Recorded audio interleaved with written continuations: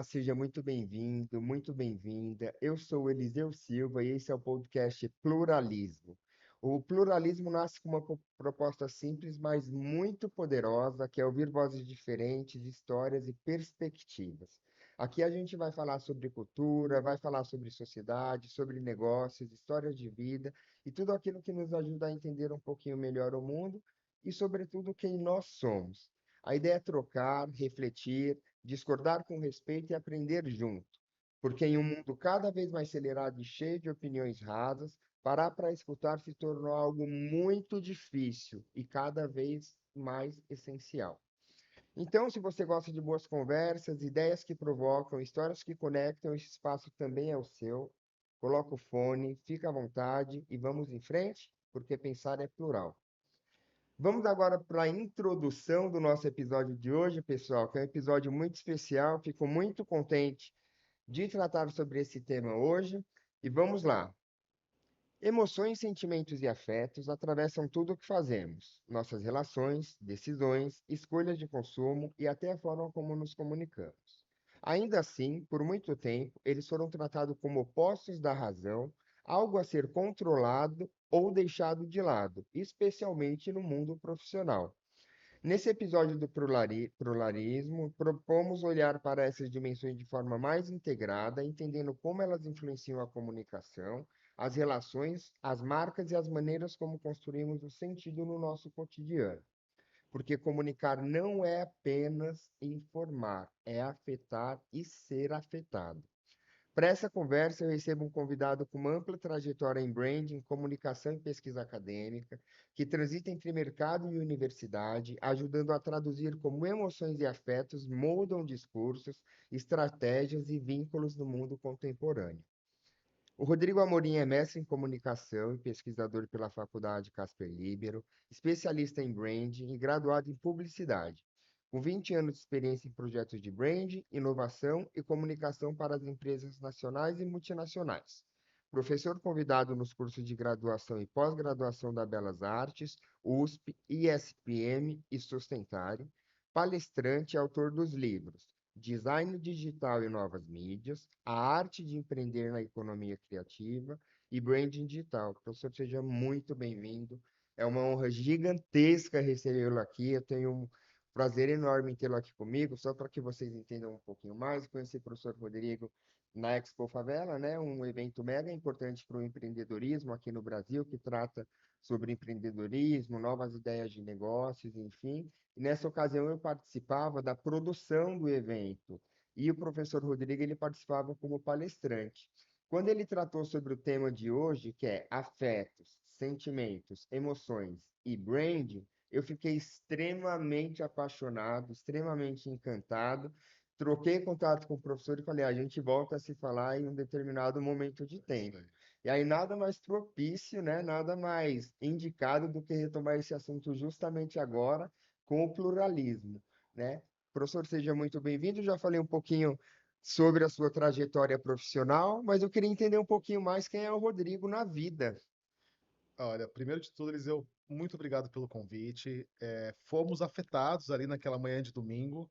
Eu lembro que eu fui para a Expo Favela com muita emoção mesmo pelo tamanho do evento, pela importância do evento.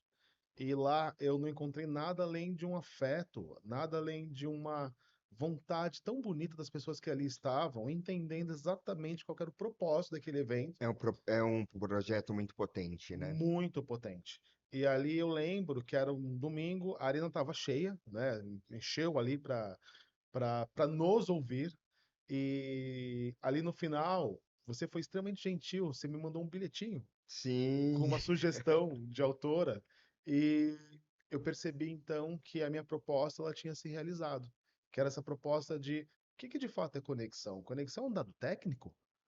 Ou tem alguma coisa mais profunda? Então, quando você me pergunta quem que é o Rodrigo, e essa pergunta é aquela pergunta que quando você está na terapia, alguém te pergunta quem é Eliseu, quem é o Rodrigo, e aí você pensa, tá fácil, vou explicar, né? E aí você percebe que você não sabe. Você vai apanhando porque você diz, bom, o Rodrigo é filho de fulano, filho de ciclana, o Rodrigo é professor, e na verdade eu estou professor, né? perfeito. Mas eu sou um explicador corintiano, ou seja, Aprendi a sorrir, aprendi a chorar, a sofrer. Morador da Moca, né? Na verdade, não moro mais lá, mas nasci e me criei no bairro da Moca, na zona leste de São Paulo, centro-leste, o que me deu um pluralismo de lidar com pessoas menos favorecidas, da mesma classe social, mais bem favorecidas. E isso tudo foi moldando quem eu sou. Então, eu sou um corintiano, cinéfilo, apaixonado por música, um explicador inverterado, uma pessoa otimista, que a gente pode sim compartilhar aquilo que a gente sabe, porque o compartilhar nos torna mais rico. Perfeito, muito bom, professor. Lindas as palavras. Ah, é um orador nato. Um orador nato. Professor, vamos entrar no nosso tema de hoje, que é um tema super bonito. Me toca muito, né? O senhor comentou um pouquinho mais sobre como foi o nosso encontro, né? Ali, o nosso feliz encontro na Encontro. Expo Favela. E esse tema de hoje, ele me mexe muito comigo, né? Por isso que um dos meus maiores interesses, assim, quando eu pensei no projeto do podcast inicialmente, foi trazê-lo aqui. Então vamos lá, quando nós falamos em emoção, sentimento e afeto, nós estamos falando da mesma coisa? Perfeito. Na verdade, não. Ainda que, de certa forma, tudo esteja conectado. Então, quando a gente fala, por exemplo, de emoções, a emoção ela é biológica. A emoção, ela funciona e ela é ali processada no nosso sistema nervoso central. Então, por exemplo, e ela é universal. Então, raiva, nojo, e a gente pode ver como, de certa forma, a comunicação contemporânea, sobretudo a comunicação política, ela vai trabalhar muito nesse campo da emoção. Ou seja, eu preciso capturar o meu interlocutor, porque já que as emoções elas são universais, elas estão ali, né, inscritas no sistema nervoso central, elas são processadas de maneira universal. Ou seja, quem é que não entende o que que é medo? Quem é que não entende? Quem é que não sente, né? Claro, estamos falando de pessoas com plenas, suas capacidades ali em funcionamento, claro. Mas as emoções elas estão nesse campo mais universais, elas têm ali processos químicos, biológicos, em que a gente se entende, ou seja, estamos com medo, estamos com raiva, é, ela passa por esse campo. Já quando eu falo de sentimento, é quando eu processo isso, agora passando pela cognição. Então, ele é mais subjetivo. Então, quando eu falo, por exemplo, da questão de, da parte biológica, ela é mais objetiva. Mais ou menos a gente responde, né, de uma maneira parecida. E está na nossa cara, né? Está Perfeito. no nosso jeito de agir. Está naquele frio na barriga, está naquela explosão que você tem. Quando a gente fala É já, mais latente. é muito mais latente, a não ser que você seja um excelente ator, dificilmente você vai conseguir ocultar. E mesmo os atores, eles vão precisar muito acessar exatamente esse campo de emoção, né? Ele precisa Certo. acessar, né? Então ele vai ali mexer também com as emoções. Quando a gente fala de sentimento, por que que ela é um pouco mais subjetiva? Porque quando eu estou falando de cognição, não vai ser igual para todo mundo. Então, a nossa cosmovisão, quando a gente fala de cognição, as inscrições da nossa cognição, elas vão variar mais de acordo com quem nós somos, nosso domínio da linguagem, nosso repertório, somos filhos de quem, passamos por quais processos, tivemos quais acessos, dormimos bem, comemos bem, estudamos. Então, tudo isso já passa por esse campo. Agora, quando a gente vai para afetos, afetos ele vai ser mais amplo. Afetos é até mais difícil de você conseguir definir. Então, a gente vai usar alguns autores, né? Eu tenho os meus favoritos, os de coração. As pessoas podem ter também os dela, mas eu falo muito sobre a perspectiva do Spinoza, Perfeito. sobre a questão das afecções, daquilo que nos afeta. Então, eu sempre falo que afeta o que te afeta. Quando a gente pensa em afeto, é muito comum que a gente pense em paixões, em amores, né? Afeto, em carinho, cuidado. Não. Na verdade, afeto é como somos afetados e como afetamos os outros. O afeto ele pode ser passivo, que seriam as paixões, aquilo que nos afeta, ou os afetos podem ser ativos, que é de como afetamos os outros. E Spinoza, isso está ligado à potência de agir. Eu sou mais potente quando alegre, quando feliz. Então, passa muito também por esse campo, né, da alegria. Sou menos potente quando sou afetado pela tristeza.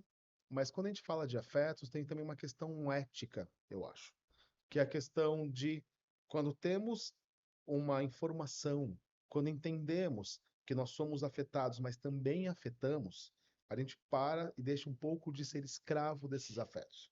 Isso deixa de Uhum. ser uma coisa só assim, eu só recebo, eu sou só afetado, para algum nível mais de controle e também um nível mais ético de se eu afeto o Eliseu, então de maneira ética eu preciso pensar como isso funciona, quais são as minhas obrigações para com isso. Então, nessa perspectiva do afeto, ela me interessa muito, Eliseu, porque nós só estamos aqui agora porque eu te afetei. Sim, E eu só aceitei o seu convite porque fui afetado. Porque ali perfeito. aconteceu uma troca entre nós. Teve a questão passiva, ou seja, eu estava ali falando, mas você também me afetou com a sua ação quando você vem contribuir comigo no fim da palestra, me parabeniza e me dá lá um bilhetinho de, olha, gostei do que você falou, não sei se você conhece aqui essa autora, vai ser interessante para você. Então essa dinâmica de afetos, ela está acontecendo o tempo todo. E eu bato muito na tecla de que os afetos, eles são uma das moedas, ou se não, na minha perspectiva, a moeda invisível. Por que invisível? Porque a gente não vai conseguir pegar o afeto, né? A gente não vai conseguir pegar essa dinâmica aqui no ar e colocar no bolso. Só que ela tá ali no teu corpo. Você é invadido por isso. Você de fato é afetado fisicamente, emocionalmente. Transpassa. Transpassa, né? Mente, corpo e espírito estão ali afetados por essa dinâmica o tempo todo. Então, ter uma compreensão dela, de como isso funciona, é muito importante. E entender que hoje muitos autores até eles questionam a questão até do livre-arbítrio, que vai muito numa conversa que a gente já teve sobre a questão de o que que eu controlo, o que que é racional e o que que não é. Alguns autores vão dizer, por exemplo, que o livre-arbítrio não é bem assim, porque eu reajo a uma determinada situação como eu posso, como eu já tenho toda uma inscrição, como eu já tenho toda uma vivência, um domínio e um repertório.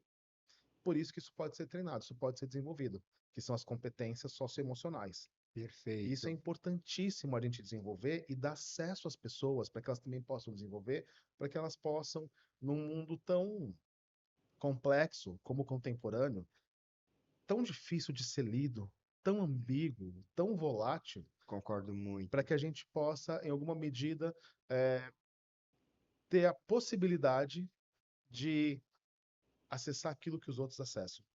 E aí, professor, dentro desse contexto do que o senhor traz, inclusive falando um pouquinho mais sobre racionalidade, eu queria entender um pouquinho, né, e saber da sua opinião, por que que emoções, sentimentos e afetos são muitas vezes vistos como fraqueza, tanto socialmente, né, nos círculos sociais que nós acessamos, e sobretudo no mercado de trabalho. Perfeito. A gente tinha uma perspectiva que, com o avanço da tecnologia, a tecnologia nos deixaria mais humanos. Então, nós poderíamos delegar coisas. Quando a gente fala de IA, é a mesma coisa, a gente ouve isso o tempo todo, né? Olha, as inteligências, né, vão fazer com que a gente possa se dedicar para aquilo que é mais humano e deixar aquilo que é mais burocrático para ela. Na realidade, o que a gente percebeu? Que o avanço da tecnologia nos fez trabalhar mais, Uhum. né? Nos Sim, distanciou cada vez mais de um contexto humano. E por que que isso é muito negligenciado, Eliseu? Porque tem dia que eu não estou bem. Mas num contexto da produtividade, eu preciso estar bem. sim. Quando a gente Isso é pega, cruel, né? muito cruel, quando você pega a indústria farmacêutica, ela se desenvolve em paralelo com a revolução industrial. Por quê? Por conta de tecnologia? Claro que sim, mas também porque eu preciso mais de você, eu preciso extrair mais de você. Então fique menos doente. Esconda, mascare essa dor. E veja que interessante, Eliseu. Se eu chuto aqui essa mesa, eu não tenho o menor problema em falar, não tô bem, vou procurar um hospital, um PS, vou tomar um. Eu ia falar o nome de uma marca de remédio aqui, mas ela não está nos patrocinando, então toma um ibuprofeno, Exatamente. toma um ibuprofeno para ficar bem. E a dor emocional? Ninguém pega um atestado por dor emocional. Ou poucas pessoas pegam, se dão o direito de dizer eu não tô bem. E aí você começa a perceber que quando eu falo de moeda, quando eu falo de recurso, quando eu falo de ativos, né? É, tenho aqueles ativos que estão mais à disposição de alguns, porque o mundo é desigual. As pessoas têm acesso às coisas de maneira completamente diferente. E quando eu te negligencio, quando eu digo o seguinte, Eliseu, o mundo não vai esperar por você. Trabalha, produza. Geralmente, quem diz isso é quem precisa exatamente da tua força de trabalho e Sim. que você entregue o máximo o que você pode o tempo todo, ainda que eu me dê o direito, eu que estou numa, né, hierarquicamente falando, num outro patamar, mas eu vou me reservar o direito de hoje eu não estou bem. Com interesse que vai bem além do que você está sentindo, né? Do que você, das suas emoções, dos seus afetos, enfim. A lógica do trabalho, da Da produtividade, a produtividade. lógica de ser perfeito, né? E de manter máscaras que são, mais uma vez eu repito a palavra cruel, dentro do mercado de trabalho, né? Do mundo corporativo. Perfeito. E por isso que nós estamos tão adoecidos, porque a gente sai cada vez mais de uma dinâmica real do que é ser humano, ou seja, então, ser humano, ele tem as emoções, os sentimentos e afeto, e eu vou empurrando o ser humano para uma lógica cada vez mais máquina. Porque a máquina, quando, para ser bem objetivo, quando a gente vai naquela rede de fast foods, né, que tem o M grandão, os atendentes foram substituídos por totens. Porque o Sim. totem não para ir no banheiro, o totem não adoece, ou seja, a gente espremeu tanto esse ser humano no seu limite que quando não deu para espremer mais, então agora a gente substitui e coloca essas máquinas porque era o que eu desejava daquela pessoa, daquele ali. Então por isso que eu digo que essa consciência cada vez maior e o pluralismo, acho que ele tem essa proposta, como você mesmo disse, que é poderosa, de vamos refletir sobre isso, vamos refletir para onde a gente está indo, porque quando a gente vê os dados sobre ansiedade, os dados sobre depressão, sobre burnout, parece que a gente foi longe demais para um certo campo, Uhum. para um certo lado, e que a gente precisa repensar isso. E dentro disso, professor, como é que a gente lida com essas questões de afetos, de emoções, de sentimentos, numa sociedade cada vez mais conectada, numa sociedade que cada vez nós nos comunicamos mais por dispositivos digitais, nós evitamos o contato com o outro. Perfeito. A gente pode dizer, Eliseu, que a gente está terceirizando as nossas sociabilidades para o aparelho. Então, deixa eu te dar um exemplo. Num passado um tanto quanto recente, para você terminar uma relação, término, o começo faz parte da relação. Você precisava encarar a pessoa, né? Uhum, sim. Hoje em dia você tem ali o bloquear. Então, Nossa, que forte, tão claro, né? mas não é Tão comum. tão comum, eu posso até não lidar com aquilo. E aí, ao não lidar com isso, a gente está se alejando de fato, a gente está diminuindo essa nossa capacidade de lidar com as coisas.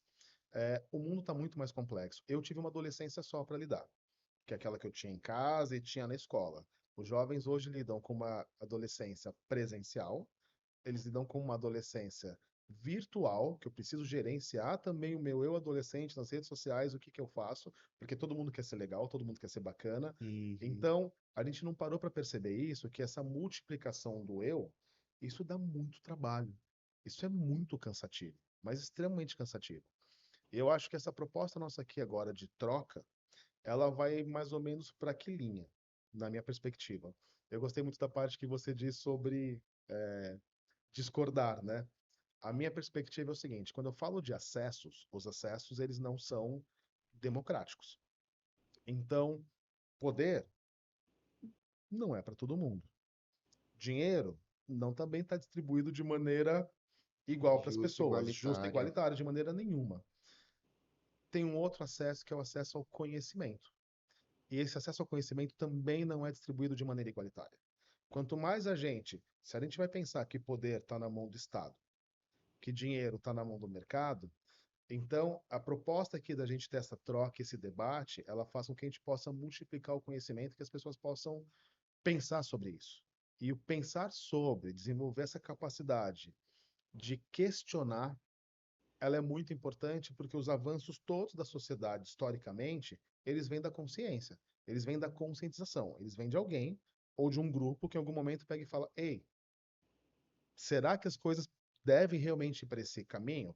E quando começa, esse grupo começa a afetar os outros, e aquilo faz sentido, a, a sociedade tende a passar por algum tipo de transformação. Então, eu defendo muito isso, que já que os acessos nunca vão ser distribuídos de maneira igualitária, poder e dinheiro principalmente, o que nos sobra é tentar ao máximo, porque a educação também não é, o conhecimento também não é distribuído, né? Uhum. Mas hoje, pelo menos com a internet, a gente tem essa possibilidade de aproximar as pessoas do conhecimento, porque quando a gente vai fazer um estudo amplo, a gente estuda, a gente percebe quantas escolas têm biblioteca. A gente começa a ficar triste, Sim. né? Enfim, os meios de democratização da educação, assim, são bem melhores, né, comparando aí O que já décadas foi. atrás. Eu até citei no primeiro episódio que eu acho o YouTube uma das ferramentas muito poderosas para a Perfeito. democratização da educação, né, porque praticamente tudo você aprende ali, desde que você saiba filtrar, obviamente, né, mas ainda assim não chega a ser suficiente. Professor, traga a indicação que eu entreguei para o senhor no papelzinho, todo bonitinho, e tal, lá na Expo Favela. Eu divido com o público, com os ouvintes, que é uma indicação sobre um artigo chamado Ser Afetado, que é da Jane Favret Saada, da Escola Prática de Estudos Avançados da França, onde ela faz um trabalho sobre a feitiçaria no bocage francês, né, que levou a autora a reconsiderar a noção de afeto e a aprender sobre a modalidade de ser afetado. Então, sobre o que esse trabalho fala, eu gosto muito desse trabalho. Eu tive acesso a esse artigo na minha época de aluno da Unifesp, né, na cadeira, ali na disciplina de antropologia, que ela diz exatamente a questão de que você só pode, de fato, falar sobre algo com certa propriedade desde que você seja afetado por aquilo. Perfeito. Né? E a mesma Perfeito. coisa acontece, pelo que o senhor nos traz, fica muito claro para mim que a mesma coisa se aplica nas relações, É né? isso. Se aplica nas relações. Então, eu acho muito interessante, deixo aí como uma dica para os nossos ouvintes. É, como a cultura da performance e da positividade constante afeta emocionalmente as pessoas, professor? Perfeito. A gente estava conversando no princípio desse nosso bate-papo que a gente tem apelado muito e tem utilizado muito das emoções.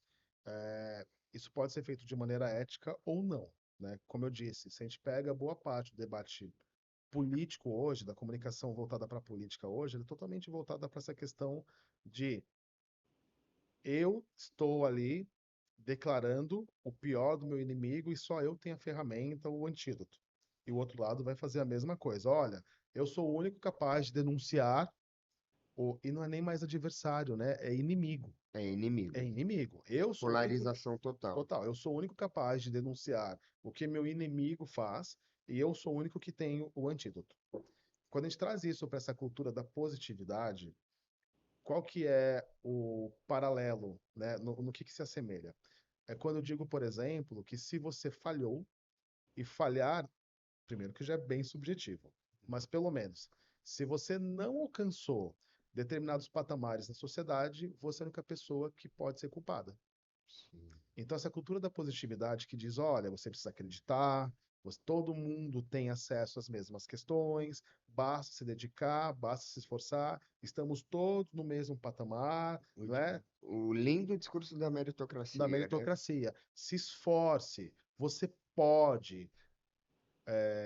Tem um episódio, rapidamente aqui, na pandemia eu fui convidado para discutir ferramentas para aquele momento. Me Uhum. preparei, estudei, fiz um estudo ali bem interessante de essa ferramenta funciona para isso, essa ferramenta funciona para isso. Eu vim bem preparado para aquele debate, era uma live. Só que não me avisaram, Eliseu, que eu era o único professor de escola privada. Eu tinha os outros dois colegas que iam falar ali antes de mim, eles eram professores da rede pública e da rede fundamental, enfim, Universos diferentes. completamente diferentes. E eles começaram a falar: olha, eu perdi contato com 80% dos meus alunos, porque o único celular que existe na casa daquele aluno é o pai que usa para trabalhar. E aquilo foi me dando uma angústia de pensar assim: nada do que eu pensei aqui, em termos de ferramenta, ajuda essas pessoas, porque eram alunos da periferia. Sim. E ali, olha, foi até disponibilizado um certo material, mas o smartphone que essa família tem não tem a capacidade de processamento, não tem a memória, Não tem acesso à não internet. tem acesso à internet. Quando chegou na minha vez, Eliseu, eu só queria sumir. eu só queria, Ixi, vou fingir que travou, vou ficar aqui, né? meu Deus, vou andar do here. É O que que eu tô exato. fazendo aqui? Ou vou puxar da tomada, porque eu estava num outro contexto. O E que a- afetado. Exatamente. E E ali eu fui afetado. afetado, eu só estou tendo essa discussão agora contigo, porque ali eu fui afetado. Ali eu fui atravessado por uma outra perspectiva que é muito ótimo que você citou, que ali eu comecei a pensar e refletir e falar, a gente não está todo mundo no mesmo barco, e mesmo quando estamos no mesmo barco, tem barco de papel, tem barco de plástico, tem é muito diferente. Então, essa questão da positividade, né, que você fala até da positividade tóxica, ela é muito complicada porque ela descaracteriza completamente o ser humano do contexto. Sim, Eu tiro você do teu contexto e digo o seguinte, ó, acredite, vai em trabalhe enquanto frente. eles dormem. Dizer, eu quero dormir enquanto eles dormem. Não quero trabalhar enquanto eles dormem. Eu quero dormir Exato. também, né? Você tem que fazer mais. Sim, a gente sabe que o mundo não é essa coisa fofa. A gente sabe que sim, alguns de nós precisam dar mais voltas nas quadras do que os outros, né?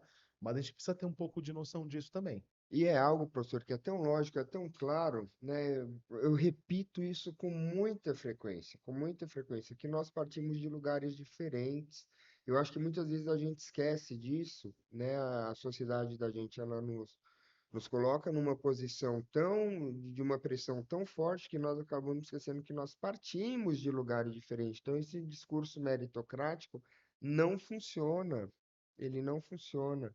Não de igual o senhor traz esse exemplo, né, do debate com os outros colegas da rede pública. Não adianta levar um viés de uma universidade privada, de uma instituição privada, para um contexto do ensino público onde as coisas são bem mais limitadas, né? Onde um professor de programação, ele às vezes não tem acesso a um único computador da escola. Ele vai ensinar programação na lousa para Uhum. alunos que estão olhando ali para aquelas linhas de código e pensando, tá, eu preciso cumprir meu tempo aqui, Cumprir o protocolo. mas nada vai acontecer. Perfeito. Algo muito interessante que ficou marcado para mim foi quando o senhor conversou um pouquinho, falou um pouquinho sobre os níveis de consciência. O senhor pode dividir isso conosco? Claro que sim. Quando a gente pensa na nossa evolução como Homo sapiens, né? Quando a gente começa a entender um pouquinho do contexto ao nosso redor, a gente começa a perceber que tudo que está ao meu redor, ele é perigo.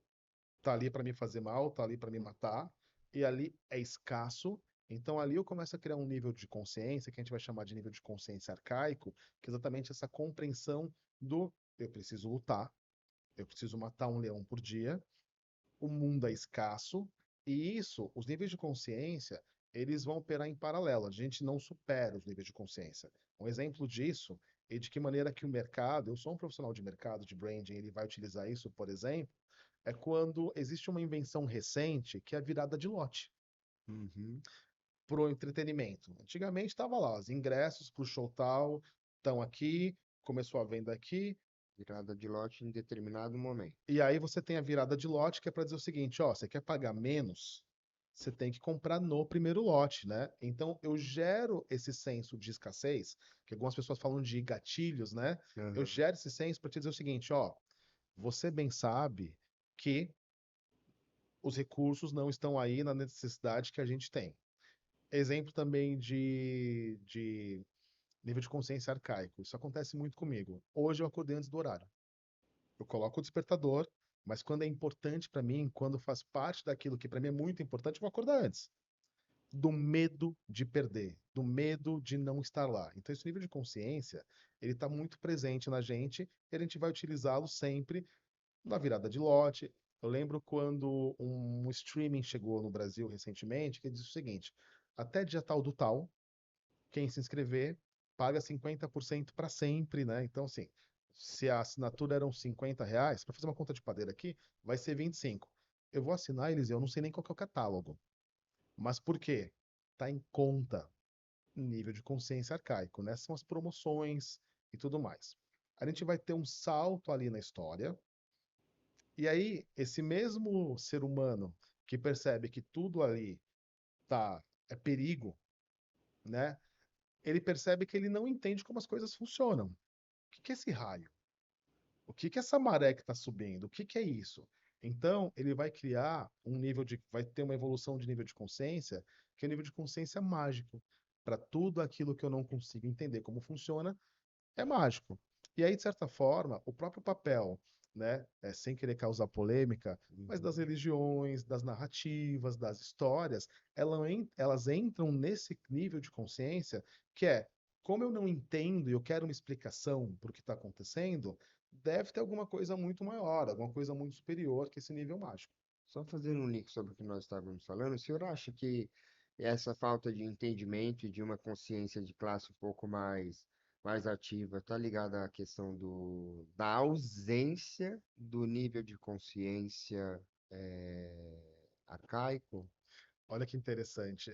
Lembra que eu falei que esses níveis acontecem todo em paralelo? Aham. Me falta. Tá, se me falta, quem é que pode, o que é que pode fazer com que não falte? E aí eu nem crio um nível de consciência que vai estar lá mais profundo, né?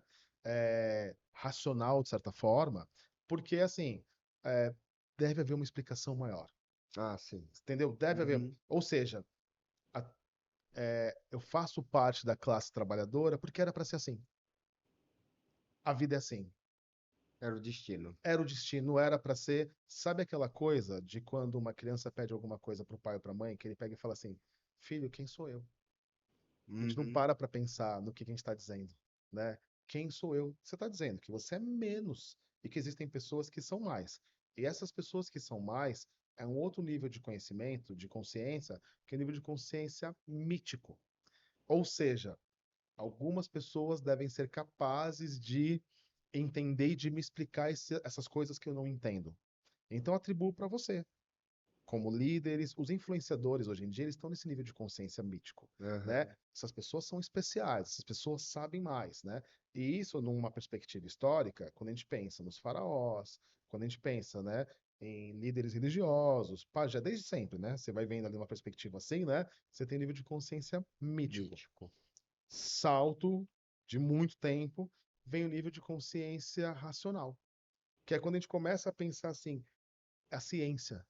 Pera, deve ter uma explicação um pouco mais plausível, mais racional, né? Que Que justifique. justifica o que está acontecendo, né? Deve ter alguma coisa, né? Não é só revolta de alguém, não é só o universo, né? E esse nível de consciência. Só que o que que acontece? Cada um desses níveis que eu falei até aqui, eles têm aquilo que eu chamo de lado, só para ficar mais palpável, Uhum. lado luz e sombra. Em que sentido? O nível de consciência arcaico ele é muito importante, porque ele nos mantém alerta, nos mantém atento para a briga do dia a dia. Uhum. Olha, tem um desafio aí. Só que o nível de consciência arcaico, quando ele vai para um lado negativo, ele pode falar de acumulação, ele pode falar de eu tenho, não quero que você tenha, não tem partilha. No nível de consciência mágico, ele é importante, a gente precisa de alguma coisa a mais. A gente está falando de espiritualidade. Sim. Porém, o nível de consciência mágico, ele também pode fazer com que é todo o universo, nada está na minha mão, nada eu dou conta disso. Uhum. No nível de consciência mítico, sim, algumas pessoas nós temos uma admiração, porque a gente percebe que elas têm uma palavra, um nível de conhecimento, né, que pode nos ajudar a enxergar o mundo. Isso feito de maneira negativa,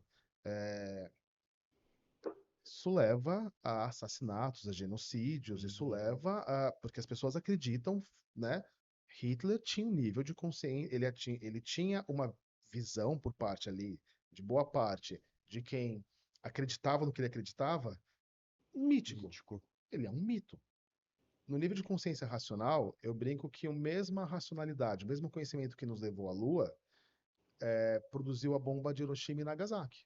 Sim, os dois lados da moeda. Sempre há dois lados da moeda. Então, esses níveis de consciência eles são importantes para que a gente entenda e tente achar um caminho do meio, tente achar um equilíbrio, né? Sim, falta, precisamos estar atento ao que nos falta. Sim, precisamos estar atento para uma outra dimensão do ser humano que não é só física. Sim, tem pessoas que de fato a gente pode admirar e seguir.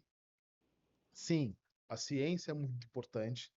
E o último nível de consciência, que seria um nível de consciência mais atual, que é o nível de consciência integrador, é o nível de consciência que tenta, em alguma medida, falar o seguinte: fomos também um pouco longe demais. O nível racional, ele extrapolou uma série de coisas, esses níveis todos. Faz muito sentido para mim. Então, a gente precisa agora, talvez, dar 2 passos atrás e começar a pensar em consciência climática. Precisamos começar a pensar numa coisa que é discutida há muito tempo, né? Sobre, principalmente no universo cada vez mais de IA, que a gente já vê as demissões acontecendo, quando a gente já vê as substituições, né, acontecendo. Será que a gente vai ter que discutir uma renda básica universal? E o Sim. que que é universal? O que que é básico? Cultura é básico? É extraordinário ou é ordinário? Então, o nível de consciência integrador, ele vem para a gente repensar tudo isso, né? E começar a olhar para essa positividade, para essa visão do homem cada vez mais máquina, que não é possível, para Uhum. todas as questões que nós geramos até aqui. O integrador, então, ele fixa a ideia de que os níveis de consciência eles não são excludentes. É isso.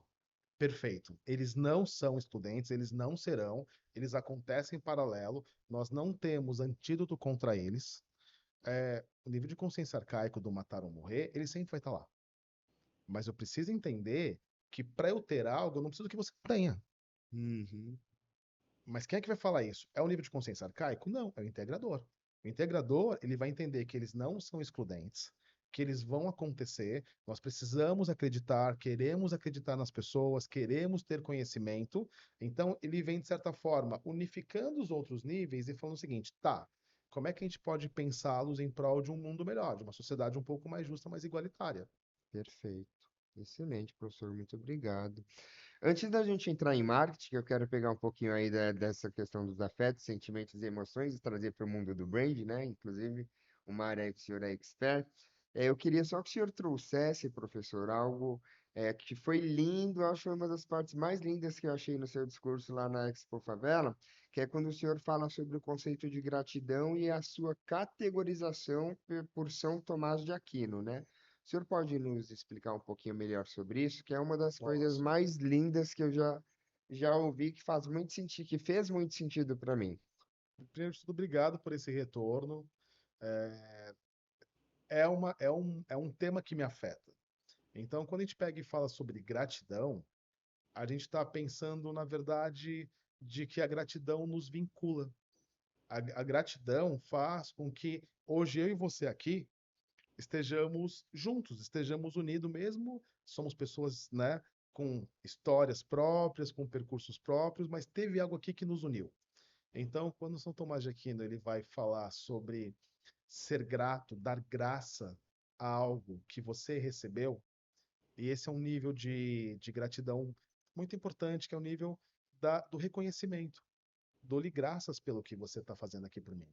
Dou-lhe graças pelo convite, pela oportunidade que você está me dando.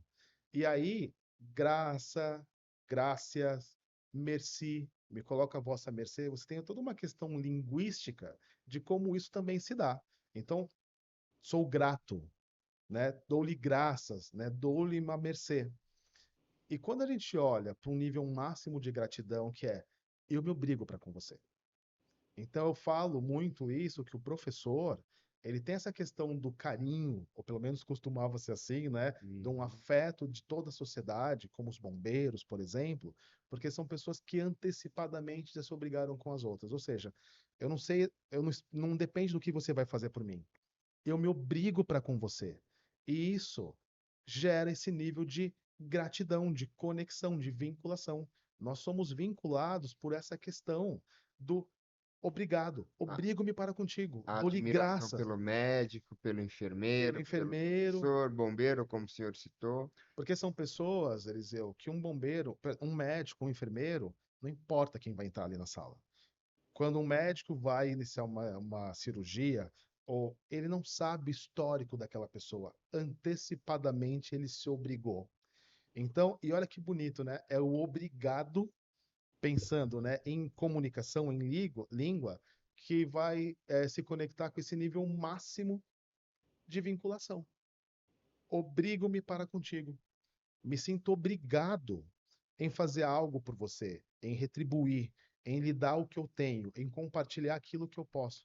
nós pegando o lado mais patriótico da coisa, faz todo sentido, né? A admiração que certas pessoas. Não, não que seja lindo, tá, gente? Que eu quero trazer, mas só para fazer uma conexão, a questão de que certas pessoas, né, principalmente pessoas muito nacionalistas, quando estão num cenário de guerra, colocam os soldados num patamar extremamente alto, né? Porque ele está ali em obrigação com a pátria, Ele né? se obriga, né? Porque tem aquelas pessoas que passam pelo alistamento obrigatório, mas tem aquelas que têm aquilo como propósito. Eu quero, eu me obrigo, eu me coloco nesse lugar, né? Tem um nível mais básico ali desse nível de conexão, de gratidão, que eu falo que é aquela questão da admiração. Então, Aham. eu olho para você, reconheço em você uma potência, reconheço em você uma qualidade e me sinto conectado, me sinto vinculado. Mas para São Tomás de Aquino, né, quando ele fala do sou grato, ser grato e se obrigar, é tão legal, né? Faz tanto sentido da gente pensar o que que no fim das contas nos conecta aos outros, né? Reconheço uma capacidade, uma potência sua, dou-lhe graça pelo que você fez por mim. Eu lembro Sim. que eu encerrei a nossa fala naquele dia falando exatamente isso.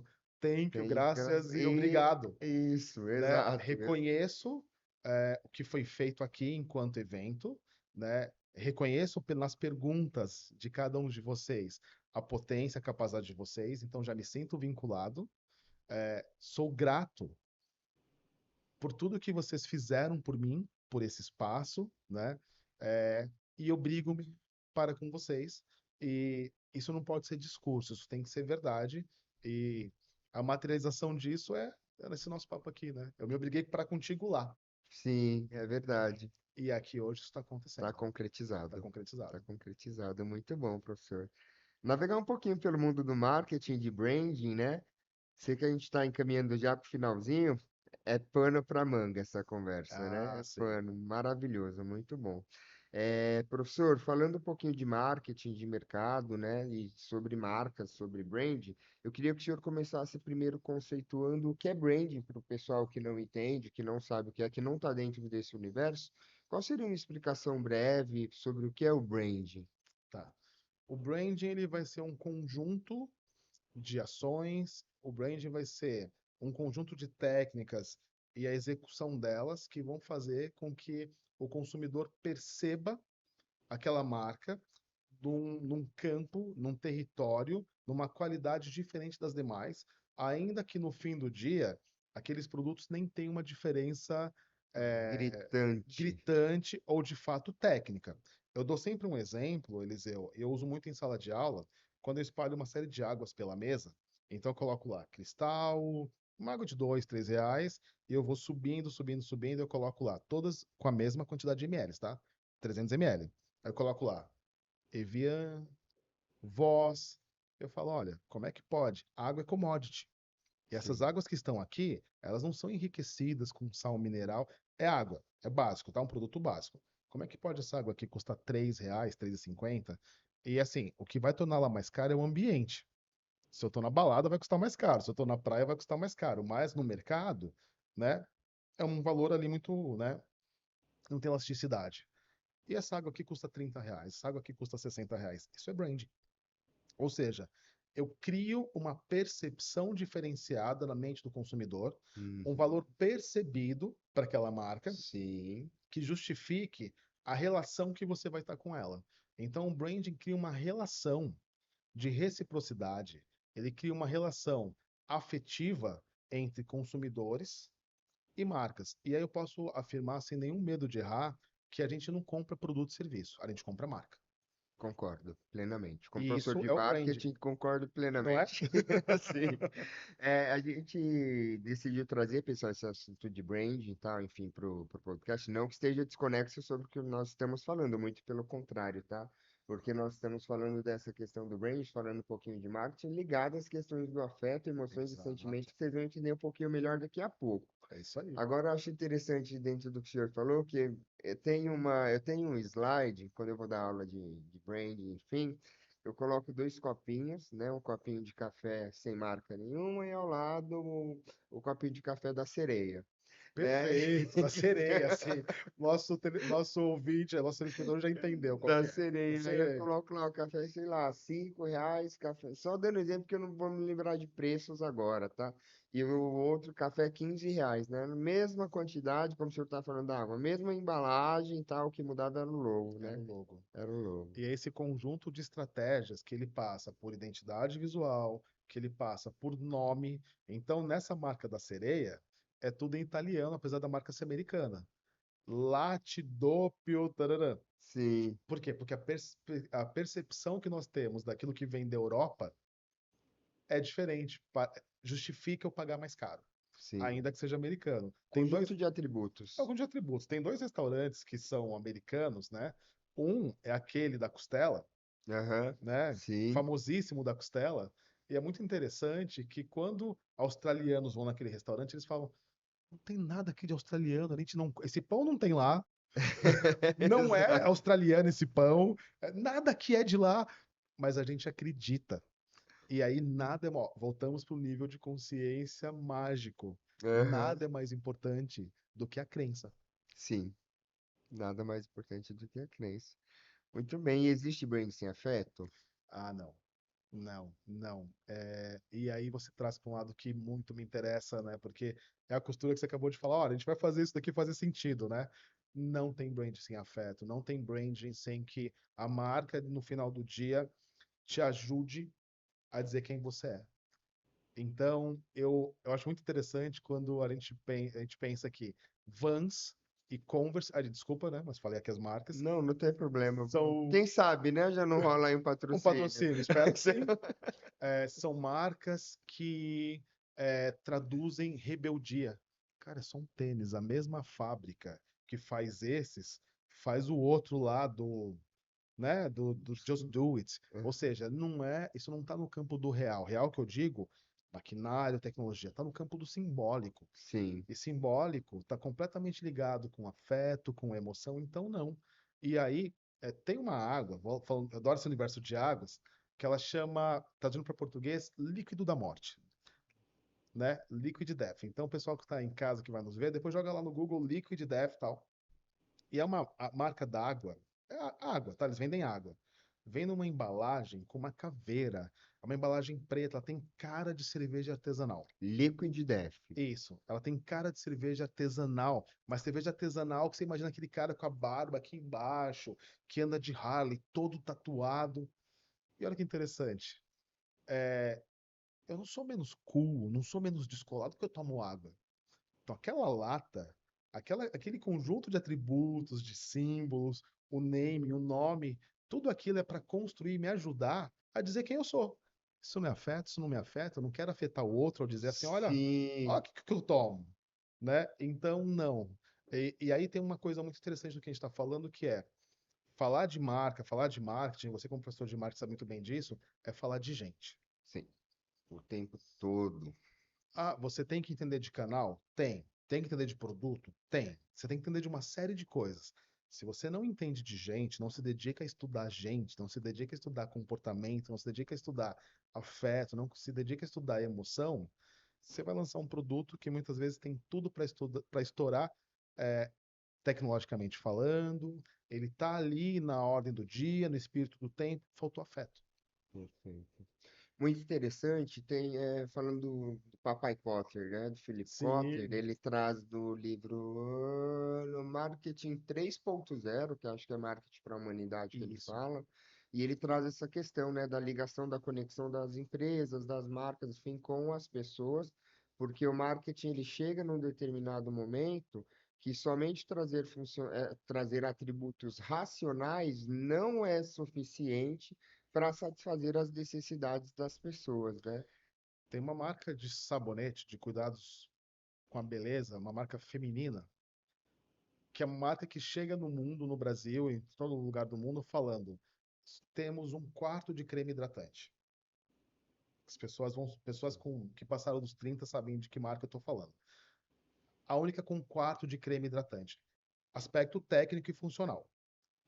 Quando ela entende que isso não me emociona, não te emociona, e ela vai mudar completamente o propósito para ser uma marca que ajuda a mulher contemporânea a superar as adversidades, os desafios, e ela começa a falar: o importante é você cuidar da sua pele, porque toda mulher é bonita do seu jeito, né? Campanha pela real beleza e começa a fazer você refletir do por que que você não se sente bonita? Por que que você não se sente suficientemente bonita? Você percebe que isso é uma história que te contaram? Você percebe que o que você entende como bonito e feio não caiu do céu? É uma marca que leva a reflexão. Olha, se a gente for falar de Spinoza aqui, é uma marca que trabalha diretamente o afeto, uma consciência de você está sendo afetado. Agora vamos ter uma consciência disso para você não ser escravo disso. É uma marca líder em vendas, né? A gente está falando aqui da Dove, que ela Aham. vai exatamente trabalhar nesse campo do afeto e que nível de relação que ela vai ter com essa consumidora. Eu acho isso Perfeito. fantástico. É genial, eu gosto muito do que a Dove produz, tanto como produto quanto como material de publicidade, Exato. propaganda, eu acho que afetam, Afeta. afetam. Professor, a gente está encaminhando agora para o final, passou Ah, que muito pena, muito rápido rápido, mesmo. tá? E eu queria só fazer uma perguntinha aqui para o senhor, que eu acho que eu trouxe aqui, que eu falei, não posso deixar de perguntar isso. É, é, o que acontece quando existe um desalinhamento entre o discurso emocional da marca, um discurso afetivo, emocional, e o que ela realmente pratica? Olha, essa pergunta é uma pergunta fundamental quando a gente entende a mortalidade das marcas. Uhum. Então, assim, eu não estou falando daquela coisa que diz assim, olha, tantas marcas são criadas anualmente, são abertas, tantos CNPJs. Não, não estou falando disso. Estou falando uma coisa muito mais poderosa. Então, ano passado, a Interbrands, ela lançou o seu relatório anual, que ela fala quais são as marcas mais valiosas do mundo. E aí, como eram, acho que 20 anos desse estudo, ela mostrava que a maior parte, uma grande parte, e quando eu digo grande parte, eu estou falando que assim, era brutal, era gritante, tá? Certo. Sei lá, eu não vou ter o dado de cabeça, mas algo como, sei lá, 70% de marcas que já integraram aquele estudo nos últimos 20 anos não existiam mais. Então, a gente está falando de marcas com investimento, com grande captação, História. história, com pessoas capazes de trabalhar ali, ou seja, tenho tudo. As condições de mercado são fantásticas, eu tenho ali demanda, tá tudo certinho. E aquelas marcas, elas desapareceram. E por que que elas desapareceram? Porque o tempo muda, a compreensão do mundo ela muda. E aí chega um momento que aquele teu discurso, ele não tem mais sentido, ele é anacrônico, ele está mofado para o espírito do tempo. Tem uma marca, só para a gente ficar numa só, que sempre foi a marca considerada a Ferrari das lingeries, a Victoria's Secret, que é uma marca que é a marca de desejo, eles têm lá eles têm um show, um evento para televisão, transmitido em não sei quantos países, de repente essa marca ali, por volta de 2021, 22, ela entra em concordata, ela pede recuperação. O que estava acontecendo? O que estava acontecendo é que o discurso dela de beleza, o discurso dela de para quem é essa mulher, ele estava completamente desconectado das discussões da sociedade hoje sobre saúde mental, sobre diversidade de corpos e tudo mais. Então, assim, não faz mais sentido. E não faz mais sentido, para algumas pessoas ainda faz, Vai por outro caminho. mas para essas pessoas que faz sentido, não é o suficiente para pagar as contas. E tem um outro campo, que é o campo do eu falo uma coisa, mas de fato não é isso que eu entrego.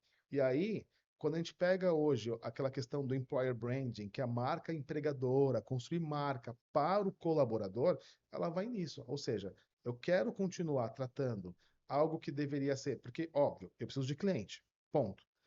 Mas um dos meus ativos mais importantes sobe e desce no elevador o tempo todo, entra pela porta e sai. Sim, É quem executa, é quem entrega. Se eu não cuido, se eu não crio marca, ou seja, da porta para fora, eu sou inclusivo.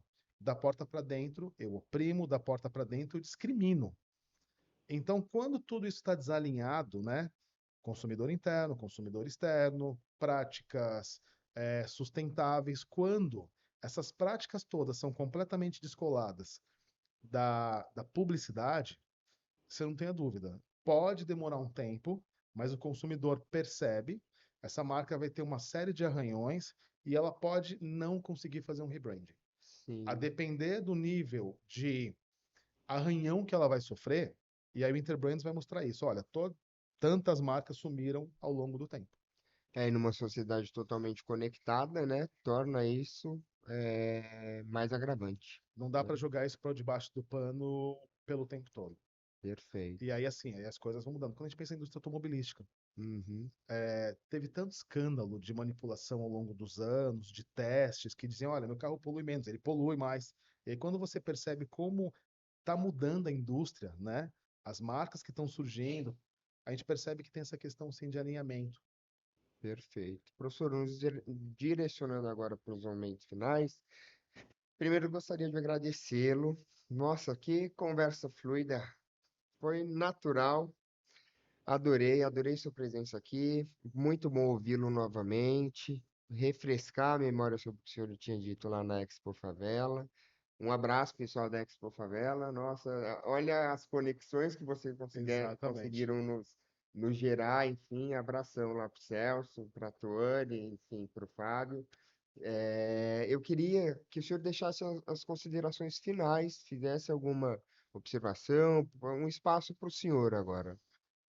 Primeiro de tudo, muito obrigado. Agradeço muito mesmo o convite, esse espaço, um espaço para que eu possa me expressar e que eu possa, de alguma maneira, contribuir com quem vai me ouvir, compartilhando aquilo, o pouco que eu sei. Então, obrigado mesmo por esse espaço. E em termos de contribuição ou de provocação, se é que eu posso fazer isso, eu lembro que na Expo Favela eu disse a seguinte frase: eu não estou aqui porque eu sou mais rápido, eu não estou aqui porque eu sou mais bonito, eu não estou aqui porque eu sou mais rico, eu não estou aqui por conta disso. O afeto, ele é uma moeda invisível, mas importantíssima na sociedade. Então, quando a gente cultiva o afeto através do receber, a gente recebe, da gratidão, ok, mas do obrigar-se para com os outros e obrigar-se para consigo também. Ou seja, buscar informação, buscar educação, buscar. Eu disse que quando a gente pensa entre como os acessos não são igualitários, nem de poder, nem de dinheiro, nem de educação, mas a gente fazer minimamente uma curadoria e buscar o máximo possível de informação é a única forma que a gente tem, principalmente quando os nossos acessos foram negados ou são escassos, para que a gente possa chegar num lugar diferente. Então, acho que isso é muito importante. Ou seja, continuem vendo, ouvindo pluralismo, continuem buscando informação e, assim, aquilo que você tem, compartilhe. Acho que a Sim. vida é muito sobre compartilhar. E eu falei isso na Expo Favela. Eu só estou aqui hoje porque em algum momento eu afetei alguém. Eu disse algo, eu fiz algo, eu me coloquei à disposição, eu me obriguei para com alguém e a gente perdeu por conta de telas, por conta de tecnologia. A gente delegou muito isso para o aparelho, para uma dimensão técnica, e a gente perdeu essa questão do Eliseu, obrigado. Sim. Eliseu, tô feliz contigo. Eliseu, conta comigo. A gente perdeu um pouco Da disso. humanização, Contar uma história, da humanidade. contar uma história rapidinha. Eu tive uma turma recentemente na faculdade, bem já geração Z, bem assim, né, diferente, assim, no sentido já de comportamento, que eu dava aula e eu vi uma grande parte ali, enquanto eu dava aula, no celular, não interagiu muito comigo, e eu pensei, será que eu perdi a mão? Poxa, eu montei uma aula tão bacana, tal. E teve um certo momento que eu pensei assim, bom, eu vou continuar fazendo aquilo que eu me obriguei a fazer, e ok, paciência. Corta. No ano seguinte, eu encontro com esses alunos, eles vêm todos na minha direção. Professor, me abraça, abraça, abraça, abraça, abraça, e fala assim: o senhor vai nos orientar no ano que vem? Eu tomei um susto, eu pensei, eu nem sabia que vocês gostavam tanto assim de mim. Todos em frente à tela? A gente não pode perder essa dimensão humana do Uhum. afeto, de ser afetado, de demonstrar interesse e de demonstrar, de fato, gratidão e de se colocar ali, dar um pouco da cara a tapa, né? E de falar, eu acredito que essas coisas aqui eu faço bem, que eu sou capaz de compartilhar. Todo mundo é capaz de compartilhar alguma coisa com alguém. E esse compartilhar faz com que a gente saia daqui diferente do que a gente entrou, e a gente espalha, e aí em algum momento alguém vai lembrar da gente e vai falar assim: vou contar com fulano, vou contar para ciclano. Então, se exponham. Cada uma que está nos ouvindo aqui tem algo com que pode falar com propriedade, porque faz parte de onde está pisando, porque faz parte do que acessa. Compartilhe, porque isso faz ser muito maior. E uma última coisa, no começo você falou dos livros, né? Que eu faço parte. Eu e os autores desses livros, nós, né, o conjunto de autores, nós renunciamos aos direitos autorais em prol da Biblioteca Comunitária de Heliópolis. Então, cada vez que você compra um desses livros, vai para lá aquilo que nós teríamos para receber, para que a biblioteca possa continuar comprando livros e possa continuar, enfim, operando. Então, vamos nos obrigar um pouco mais para com os outros. E não é um discurso aqui bobo, um discurso de poliana, não. É porque no final das contas é a gente que acaba se ajudando. Isso eu aprendi na Expo Favela com aquele dado. 87% dos moradores de periferia, de comunidade, acreditam que uns é que ajudam os outros. Sim. Professor, depois eu vou deixar os livros indicados tudo certinho na nossa página, tá? Perfeito. Fui afetado, gratidão.